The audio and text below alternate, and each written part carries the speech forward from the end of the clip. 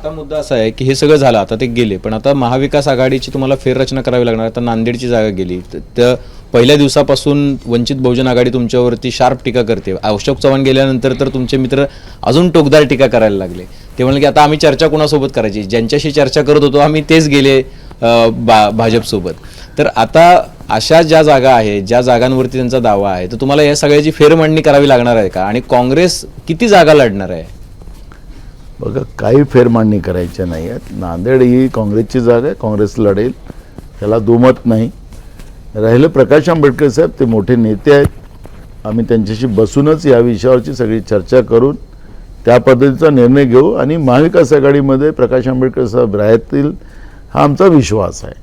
त्यामुळे 2 मिटिंगा त्यांच्याबरोबर झाल्यात. आत्ता काल शरद पवार साहेबांशी, परवा आम्ही उद्धव ठाकरे साहेबांशी बसलेलो होतो. त्याच्यातही आता काही निर्णय झालेले आहेत. आपण शिवजयंतीच्या नंतर आम्ही ते फटाफट आता हे निर्णय आम्ही घेऊ.